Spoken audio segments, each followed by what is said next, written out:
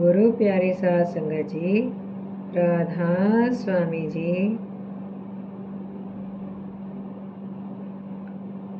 गद्दी नशीनी। हजूर महाराज चरण सिंह जी ने पंजाब विश्वविद्यालय लाहौर से BA LLB पास करके सिरसा में वकालत शुरू की और शीघ्र ही आप वहाँ के श्रेष्ठ वकीलों में गिने जाने लगे। वहाँ के समाज और जनता में आप इतने लोकप्रिय हो गए कि सन 1951 में कांग्रेस तथा कुछ अन्य पार्टियों ने आपसे पंजाब विधानसभा का चुनाव लड़ने का आग्रह किया। अगर आप राजनीति में आ जाते तो संभव था कि आप मंत्री बनाए जाते, परंतु कुल मालिक के दरबार से तो आपको रूहानियत का बादशाह बनाने का फैसला हो चुका था। चुनाव में खड़े होने के लिए सरदार बहादुर जी महाराज जी ने स्पष्ट शब्दों में मना कर दिया। इसका पूरा विवरण पहले दिया जा चुका है। सरदार बहादुर जी महाराज जी के मना करने के बाद किसी प्रकार के तर्क का प्रश्न ही नहीं उठता था। आपने जिस प्रकार हजूर महाराज सावंत सिंह जी के सुझाव पर 1947 में अपनी जमी जमाई बहुत अच्छी प्रैक्टिस छोड़ दी थी, उसी प्रकार चुनाव का ख्याल भी दिल से निकाल दिया।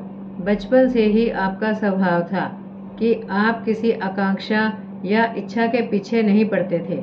यदि कोई इच्छा दिल में होती और वह साधारण तरीके से पूरी हो जाती तो आप संतुष्ट रहते। अगर पूरी ना होती तब भी दिल में अफसोस ना होता। हर तरह से मालिक की मौज में संतुष्ट और निश्चिंत रहते। आपने सरदार बहादुर जी महाराज जी के हुक्म को अंतिम निर्णय मानकर चुनाव वाली बात को बिल्कुल भुला दिया। हालांकि आपके मित्र और प्रियजन इस पर अवश्य निराश और दुखी हुए।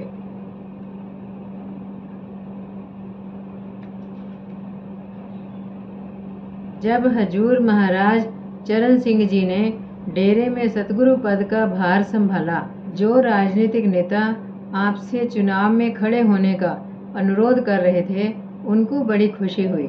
नवंबर 1951 में वे लोग आपके पास आए और बोले कि हमें बड़ी खुशी है कि आप राधा स्वामी सत्संग के प्रमुख के पद पर विराजमान हैं।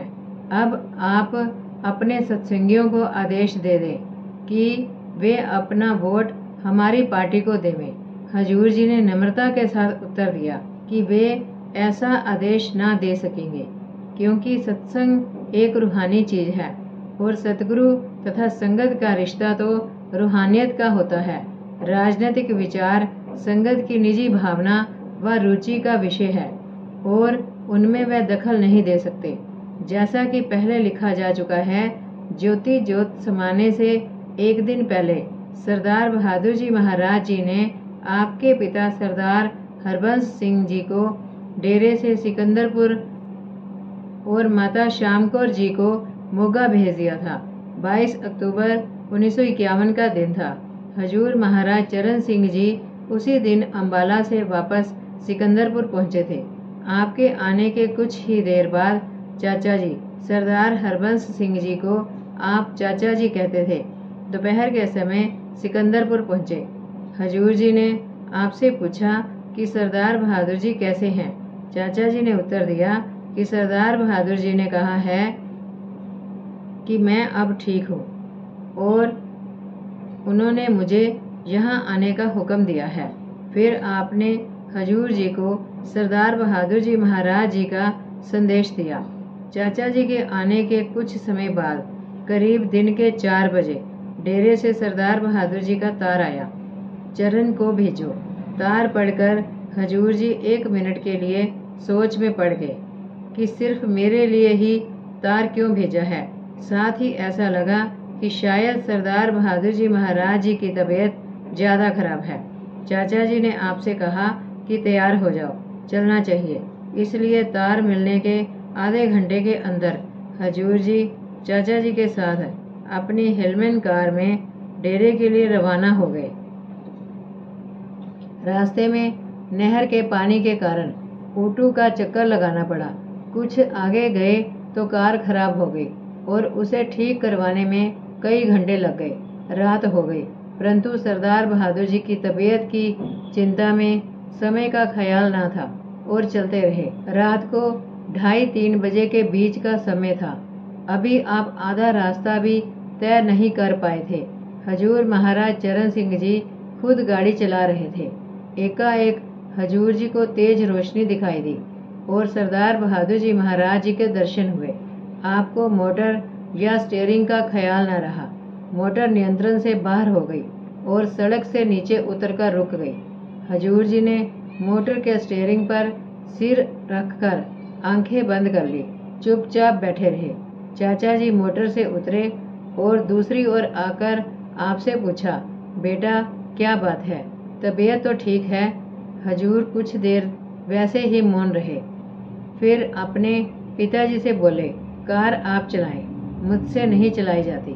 चाचा जी चुपचाप कार चलाने बैठ गए। कार सड़क पर ले आए और धीरे धीरे चलाने लगे।